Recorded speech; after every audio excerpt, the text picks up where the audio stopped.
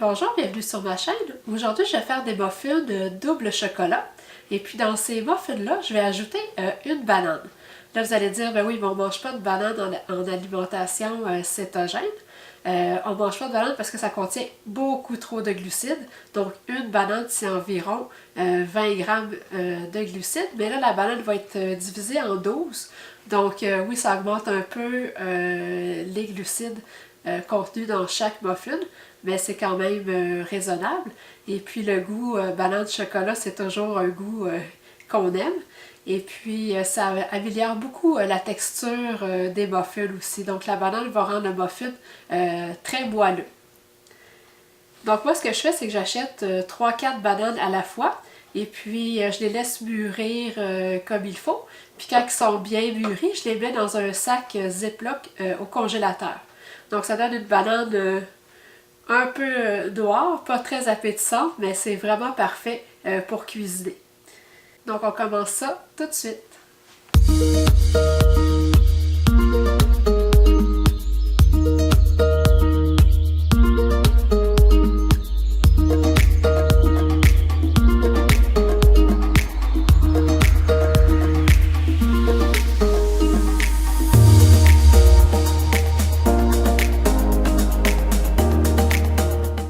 Donc, je vais commencer par préchauffer le four à 350 degrés Fahrenheit. Donc, je vais mettre 4 œufs, une cuillère à thé de vanille, une demi-tasse d'huile de coco fondue, un tiers de tasse de Swerve granulé ou l'érythritol de votre choix. Et puis, je vais mettre une banane. Donc là, on va bien brasser. On brasse comme il faut pour bien intégrer la banane au mélange. Puis vu que la banane a été congelée, elle s'écrase très bien. Donc avec la fourchette, ça va bien là, pour bien répartir la banane, pour bien l'écraser dans le mélange. Mais l'idéal, ça aurait été de l'écraser avant de la mettre dans le mélange. Ensuite, dans un autre bol, je vais mélanger la farine de coco. Donc un tiers de tasse de farine de coco. Un tiers de tasse de farine d'amande, un tiers de tasse de cacao en poudre, une demi-cuillère à thé de poudre à pâte, une demi-cuillère à thé de bicarbonate de soude, et puis une demi-cuillère à thé de sel. Et je vais brasser. Donc je vais ajouter le mélange d'ingrédients secs au mélange d'ingrédients humides. Et je vais brasser.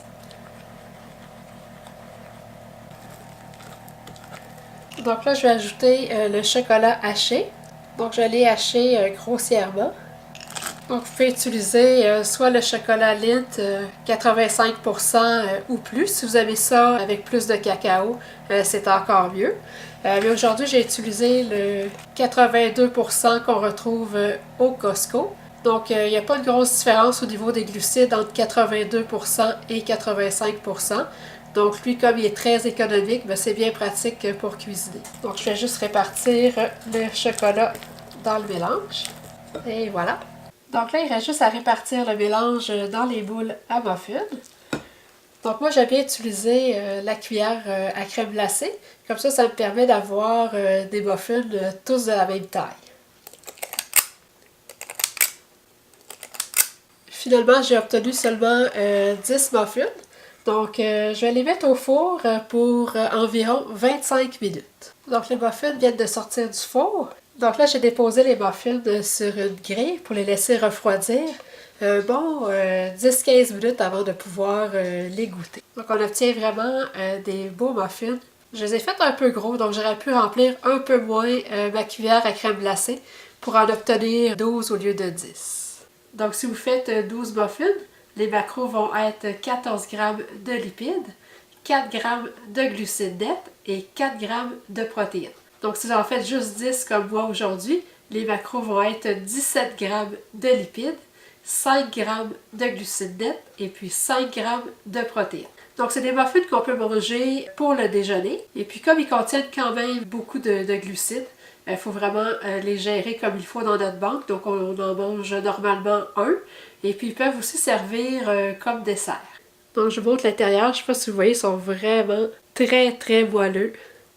Donc on n'a vraiment pas l'impression de manger des muffins sans gluten. Donc c'est ça, la banane améliore vraiment la texture. Moi j'aime beaucoup ces muffins-là. Il y a un bon goût de chocolat. Et puis on goûte un peu la banane. Même s'il y en a juste une banane dans tout le mélange, on le goûte, là, le petit goût de banane. Et puis le petit goût banane chocolat, c'est toujours un goût qu'on aime. Donc j'espère vous avoir donné le goût de cuisiner des muffins de double chocolat.